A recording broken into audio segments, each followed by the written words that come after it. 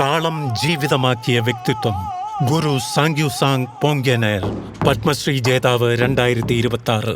ഒരിക്കൽ ലോകം മറ്റൊരു താളത്തിലായിരുന്നു സഞ്ചരിച്ചത്. കയ്യടികൾക്കായി അരങ്ങിലെത്തിയ താളമല്ല അത്, ഒരു ജനതയുടെ സ്വത്വമായി ജീവിച്ചിരുന്ന താളം.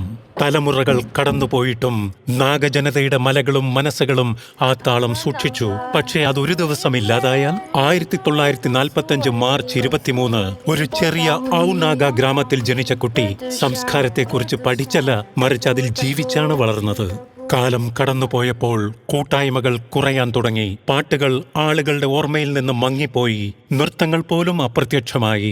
സമ്പന്നമായ ഔനാഗ പൈതൃകം പതിയെ കൈവിട്ടു പോകുകയായിരുന്നു. മാഞ്ഞു പോകുന്ന ആ സംസ്കാരത്തെ തിരികെ ഉയർത്താൻ ജീവിതം മുഴുവൻ സമർപ്പിക്കാമെന്ന് ഗുരു സാങ്ക്യുസാങ് പോങ്ക്യനേർ തീരുമാനിച്ചു. കുട്ടിക്കാലം മുതലേ നമ്മുടെ ജനതയുടെ പാട്ടുകളും നൃത്തങ്ങളും എന്നെ ആകർഷിച്ചിരുന്നു. അത് ഞാൻ പഠിച്ചത് അച്ഛനിൽ നിന്നും മുത്തച്ഛനിൽ നിന്നും ഗ്രാമത്തിലെ മുതിർന്നവരിൽ നിന്നുമാണ്. അന്ന് ലിഖിതമായ രേഖകളില്ലായിരുന്നു. പാട്ടുകളും പാരമ്പര്യവും വാമൊഴിയായാണ് കൈമാറിയത്. ആ ദൗത്യം നിലനിർത്തുക എന്നത് ഏറെ ശ്രമകരമായിരുന്നു. കാലം പുതിയ വഴികളിലേക്ക് മാറിയപ്പോൾ അദ്ദേഹം ഏറെ പണിപ്പെടേണ്ടി വന്നു. സ്ഥിരമായ ജോലി പോലും ഉപേക്ഷിച്ച് സാമ്പത്തിക പിന്തുണയില്ലാതെ അദ്ദേഹം യാത്ര തുടർന്നു. അതിന് സമൂഹത്തിന്റെ പരിഹാസവും പലപ്പോഴും നേരിടേണ്ടി വന്നു. എത്ര വെല്ലുവിളികൾ വന്നാലും നാഗരുടെ ആത്മാവ് പോലെ അദ്ദേഹം തളർന്നില്ല. അതൊരിക്കലും പണത്തിനായിരുന്നില്ല. എത്ര വില കൊടുക്കേണ്ടി വന്നാലും ആ നാഗസംസ്കാരം അടുത്ത തലമുറയിലേക്ക് എത്തിക്കണമെന്നതായിരുന്നു അദ്ദേഹത്തിന്റെ ദൗത്യം. ആ യാത്ര മുഴുവൻ അദ്ദേഹത്തിന്റെ ഭാര്യ ഒപ്പമുണ്ടായിരുന്നു. അദ്ദേഹം ഒറ്റയ്ക്ക് യാത്ര ചെയ്യുമ്പോൾ കുടുംബത്തെ നോക്കിയും സാമ്പത്തികമായി പിന്തുണച്ചും അവർ കൂടെ നിന്നു. കുടുംബവും ഗ്രാമവാസികളും അദ്ദേഹത്തിന് കരുത്തേകി.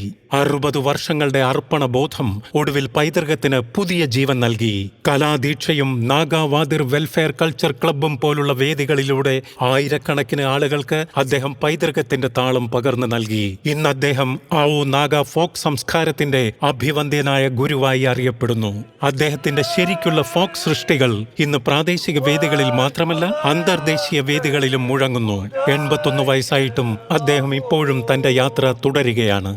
ഈ പാരമ്പര്യം പഠിക്കാൻ ആഗ്രഹിക്കുന്ന യുവജനങ്ങൾക്ക് മുന്നിൽ എന്റെ വാതിൽ ഒരിക്കലും അടയില്ല.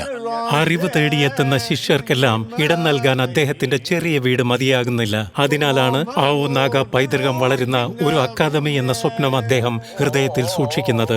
സഹായം ലഭിച്ചാൽ അത് യാഥാർത്ഥ്യമാക്കാമെന്ന് അദ്ദേഹം വിശ്വസിക്കുന്നു. കാലം മാറിയെങ്കിലും ആ താളം ഇന്നും ജീവിക്കുന്നു.